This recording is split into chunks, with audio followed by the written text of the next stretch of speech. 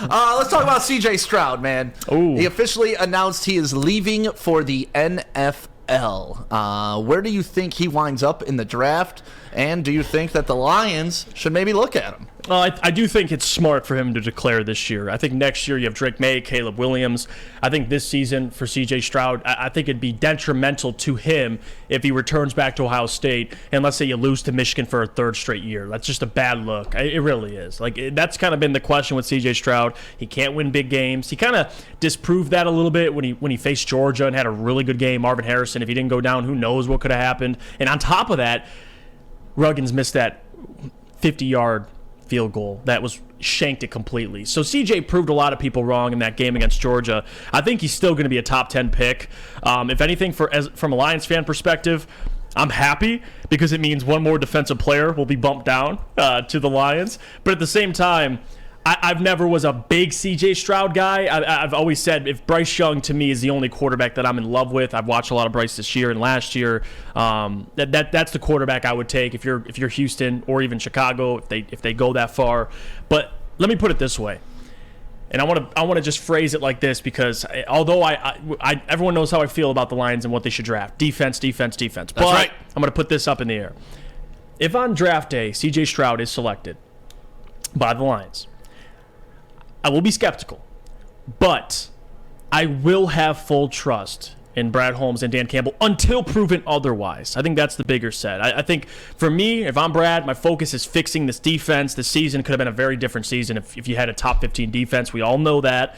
But there is a clear need, and there's going to be plenty of options for Brad to choose from. But you got to trust in his evaluation to kind of go through these prospects. I know he had a press conference a week ago, and he talked about it, and they asked him a lot of quarterback questions, and he dodged them. He was weaving, dipping, and dodging all these questions. And he answered it basically like, hey, we have player rankings.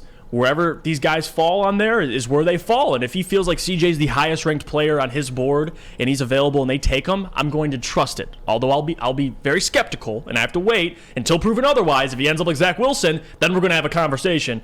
But at the end of the day, I won't fault him. But my ideology has always been take the best defensive player, trade back. I think there's going to be plenty of options, especially the teams that are behind the Lions. You have the Raiders, Falcons, Panthers, and Titans. 4 teams. 5 picks behind them, they're going to be interested in taking a quarterback. So if the Lions are kind of playing, hey, we might take one, we might not, those teams might be like, hey, we got to get in front of the Lions or we got to trade for that pick to get a quarterback. I think there's a lot of leverage Brad can have, but at the end of the day, I don't think C.J. Stroud's the pick for the Lions. There's so much of a need defensively. I think that's the route to go, but you never know.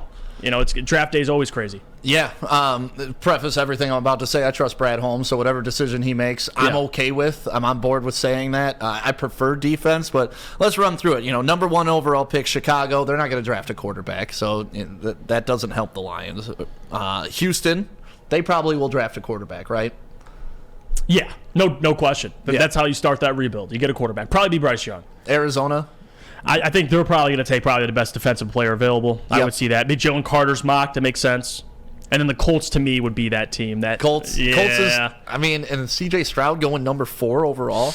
I could, in as much crap as I give Will Levis, I could see Will. He's a guy that teams are going to be. It's always the Zach Wilson. There's always these quarterbacks that shoot up the draft boards and guys love. He has his arm talent. He has the physical mold of a quarterback. Will Levis 6'3", big. He's tough. He can make any throw. At least that's what he did at the collegiate level. He turned the ball over a ton. But GMs are going to look at that. I can see even Will Levis going for. I can see teams reaching for him. And that would put C.J. Stroud between Seattle or the Lions or any team behind. And if I'm Brad Holmes, I'm taking calls. Does anybody want to trade up and take CJ?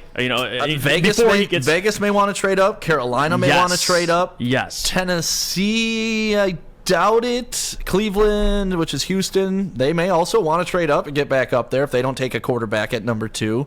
Jets, they're in a weird quarterback situation. Jets, I feel like they'll get a veteran. They'll probably get a Derek Carr or something. They'll get a guy who's proven. New England, you never know with New England what the hell they're going to do. Green Bay, they shouldn't draft a quarterback in the first round considering what they did with their last one. Who knows? But who the hell knows with Green Bay? You may have to replace Aaron Rodgers. Washington, quarterback is in disarray. They were starting 3 quarterbacks to end the season. Pittsburgh, they're set, and then back to Detroit. So, yeah, there is an opportunity for him to go in the top 9, I think. Yeah. No, and that's where he'll line up. At the end of the day, I think we both agree that we would prefer the best defensive player available. I think that's the clear need. You'd be in the playoffs right now if you had some more talent defensively. But at the end of the day, I mean, Brad Holmes, it really comes down to trusting him until you can't no more. I think every GM, especially Brad Holmes, every regime is different, and you trust a general manager until that trust is taken away from you. And so far, it hasn't been for Brad. So if he takes C.J. Stroud, I'm not going to be skeptical, or I am going to be skeptical, but I'm not going to say it was a bad pick. I'm going to wait. I'm going to see and let it play out. Maybe CJ, he sees it as CJ sits behind Jared for a year or two, and then maybe you got him on a rookie deal. And if he has the talent, he has the talent. But in my opinion, there's going to be some good defensive players available, especially if the quarterbacks go high in the draft. Like if CJ Stroud goes to the Colts and Bryce Young goes to Houston, those are 2 more defensive players that slide down for you. So Brad's going to have the pick of the litter. It's up to him what he wants to do. I still think trading back is the best decision, in my opinion. Brad Holmes, I'm not going to say is lucky, because you create your own luck when you do the type of scouting that he does. But for a Penei Sewell to fall to you, I'm not saying that's luck, but he's had some fortune in the draft. And he hasn't messed it up, which is easy to do. Correct. And this may be another year of that, because you remember in the Penei Sewell draft, how many quarterbacks, like 3 quarterbacks went before Penei Sewell, and then you had Chase and Waddle. That kind of kept pushing down the good core type players. No defensive players really went super early in that draft, and you were able to get a future Hall of Famer in Penei Sewell sitting where the Lions are sitting this year. I think they'll have another opportunity to kind of not take what's left over, but not have to reach for anybody, right? They're going to have somebody fall to them. Mm-hmm. And that's where Brad Holmes so far has taken advantage. Yeah, no, and that's what you want in a general manager. Don't mess it up. just don't mess it up. And if you're a Lions fan, you understand that it's very easy to mess those things up. You've seen it happen in the past, and Brad has consistently proved to everybody that he can identify talent. So the fact that the Rams pick this year is 6, when all of us figured the 2 years ago that these Rams picks would be somewhere in the 20s. I mean, this wasn't supposed to happen this way. You were supposed to have the 18th pick like the Lions have currently, and then maybe the 25th pick, whatever it was. Now you got a top 6 pick. So, Brad, take advantage of it, improve this defense, because I'm telling you, you take a stud defensively, another one, this defense, it starts coming together. Offense is already where it's at. They're making progress, but you never know. If it's a quarterback, it's a quarterback. And how salty are the Rams right now? Oh, man? so salty. Well, are you though? Because you did get your Super Bowl. Yeah, but maybe salty for the future. But you got your Super Bowl. I would take that every day of the week. Would for you? 5 years in purgatory. Yeah, I've had 30 years in purgatory. So give me a Super Bowl. Those are rookie numbers. You got to pump those up. We've been doing this a lot longer in purgatory, Jeff. Those are rookie numbers, man. Come on.